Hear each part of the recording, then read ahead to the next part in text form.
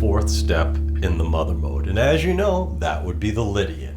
And the Lydian is defined by a sharp 4, and that is the only step that deviates from the mother mode.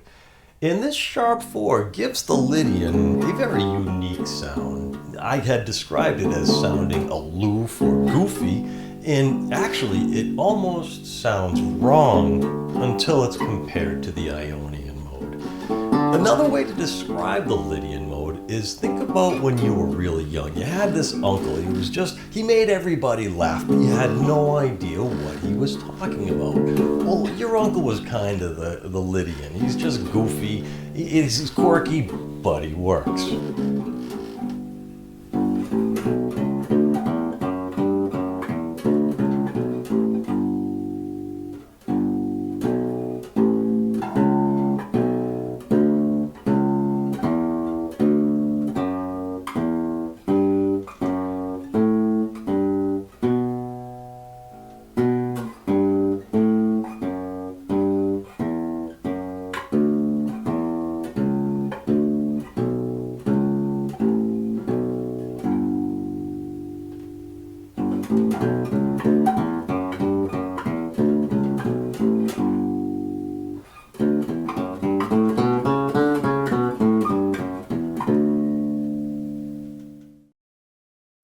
Welcome to the Mixolydian, the fifth step of the mother mode.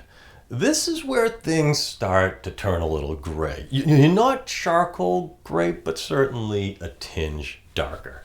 The Mixolydian is sometimes happy, it's sometimes not happy, but it's never really not happy. And that important subtlety was first detected when we came up with the fifth step, third cheat rule. And if you don't remember that, go back and review it and you'll see what I'm talking about as far as the mood. If you understand which of the three mood categories your mode falls into, then you will instinctually know the interval relationships.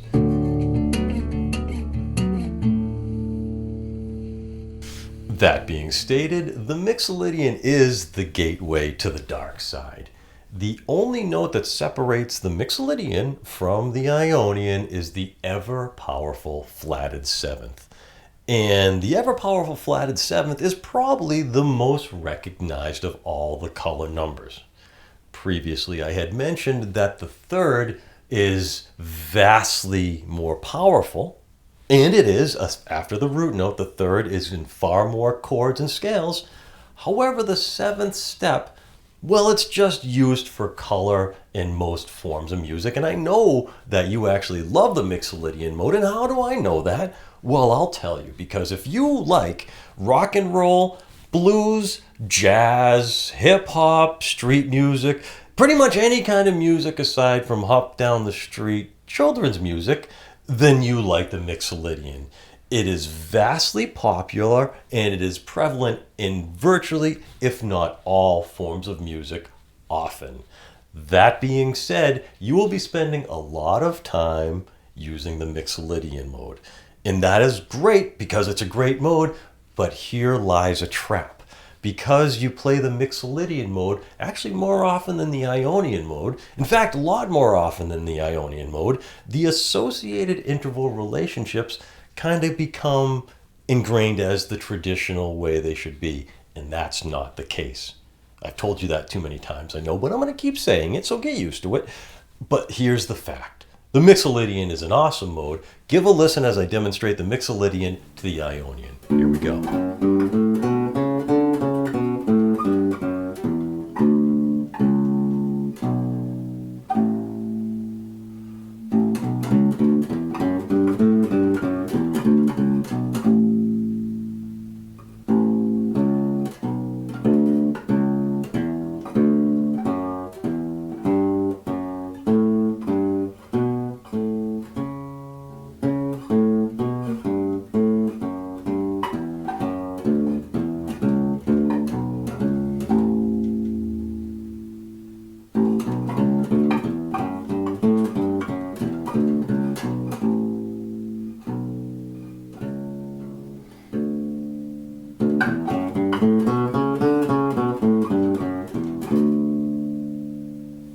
forward on to the sixth step in the mother mode, and that would be the Aeolian. In the matrix of bass, this is as angry or as dark or as mad as we get.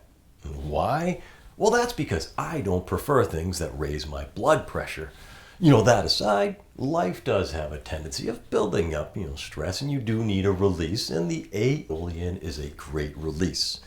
What you will find through your practice is the Aeolian has potential for great nasty, skanky, and raunchy bass sounds. And to all you soccer moms, that's a good thing. Earlier when discussing the Dorian mode, I had equated that mode to a moment in the fog, a suspenseful mystery movie. Now consider that situation again. Imagine yourself, you're there in the fog. You're not sure what's happening. In the background probably would be playing the Dorian.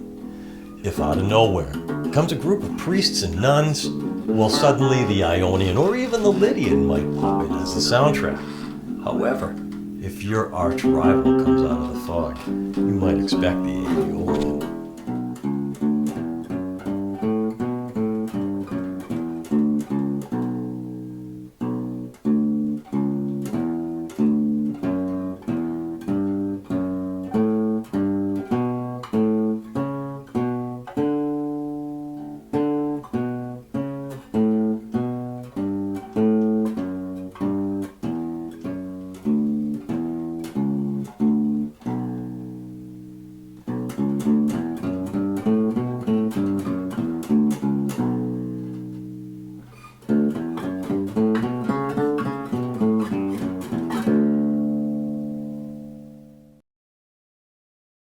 Congratulations, you now know your intervals of thirds in the 5 essential modes. It wouldn't be the worst idea to go practice them in the Locrian and in the Phrygian modes.